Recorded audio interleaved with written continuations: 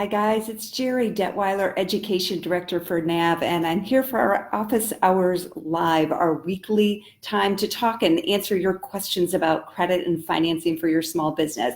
And today I happen to be in Portland, Oregon. I'm at the beautiful Ned Space, which is the oldest co-working space in Oregon, and I want to thank them so much for hosting me for this today. The internet is lightning fast, so we should be good today. So we're going to talk about financing mistakes.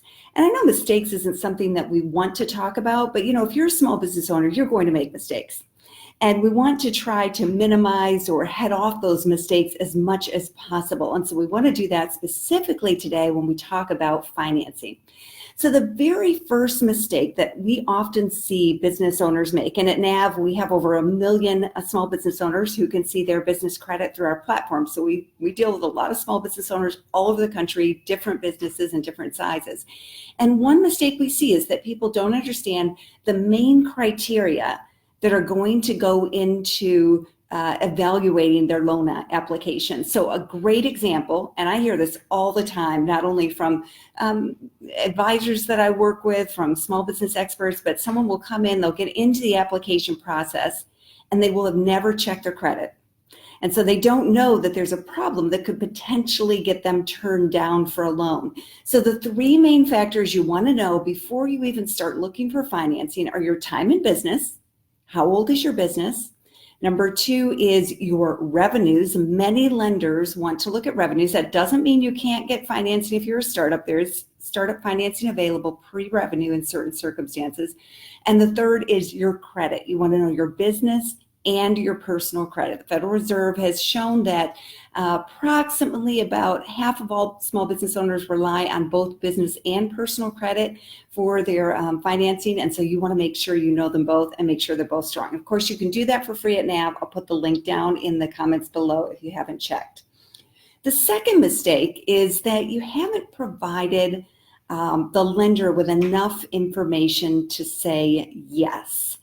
So I was at a conference recently, and I was at a table, and there was a banker at the table next to me, and he came down late during the conference, and he told me that he had been upstairs trying to work with a borrower who he had been working with for 6 months. And the borrower was supposed to be closing on some funding and was upset because the funding was being held up.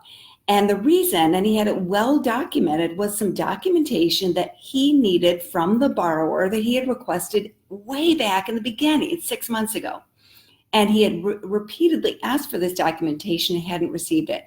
So I know you're busy. I know you're super, super busy as a small business owner, but whatever documentation the lender needs from you, you need to find a way to come up with it. And if you don't have it, let's say you can't find the tax returns, then talk to the lender. They'll tell you how to request that from the IRS, for example, or they may have another workaround that will work. So just make sure that you're responsive so that the lender can say yes if they want to say yes to your loan application.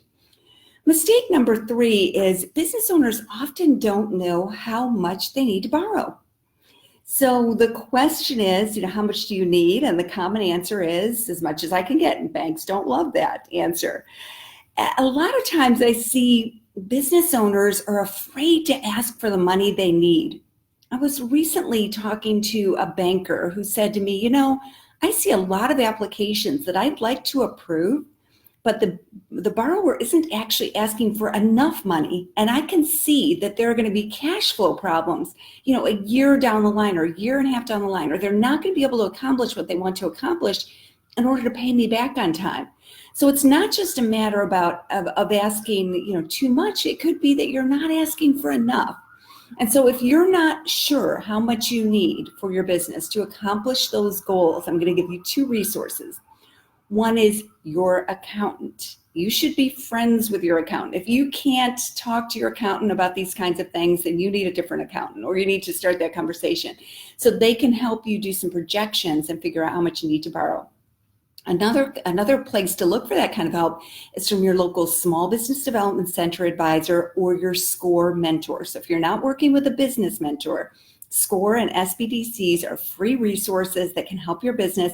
I'll put a link down below so you can find your local SBDC or SCORE office, get connected with a mentor who can help you answer these key crucial questions. All right, next question that I see come up all the time, or mistake that we see come up all the time, is that business owners don't understand the cost of the financing that they're getting into. So there was a real eye-opening story on Forbes about a year and a half ago. It was a woman who was working in a hair salon, had the opportunity to buy the salon, and she got an offer for financing, and the term sheet said it was a 15% specified percentage. So in her head, she thought, okay, specify 15%, that's an APR, that's really reasonable, I could do that. Well, her loan was put through a calculator that actually translated that cost to an APR. And remember, APR is what we use to shop for credit cards and car loans and mortgages and other consumer loans. Well, they translated that 15% to an APR. And guess what it was? It was over 4,000% APR. So she was thinking 15%, it was over 4,000%. So you need to make sure you understand the cost of financing. It currently, there's no requirement anywhere that lenders disclose an APR on small business financing. They do have to on consumer, but not on small business. However, there is a new law in California, SB 1235, which NAV has supported, that is still in the implementation phase, likely will require an APR. So that's great. It's sort of a break in the tradition here that will be helpful for small business owners. In the meantime, you need to be proactive.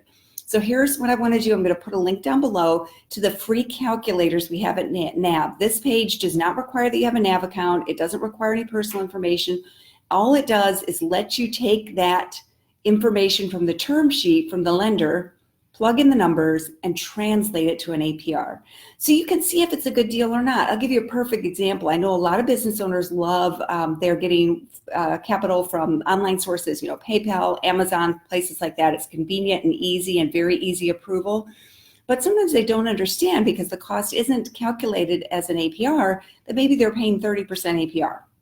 And I've seen those examples. So maybe they'd be better off with an 18% interest rate on their credit card for that short-term funding. Not always, but you want to make sure that you understand what you're getting into so you don't overpay on your financing and get into something that's not sustainable. All right, we have a question here, so let me answer this question. Can I graduate from a high interest rate loan to a cheaper loan? That's a great question. That's essentially refinancing, right? So you're refinancing your loan to a lower interest rate. And there are a variety of lenders out there who do offer refinancing for small business debt, including many of the SBA loans, the most popular SBA loans, including in certain circumstances, SBA microloan program and SBA 7A program.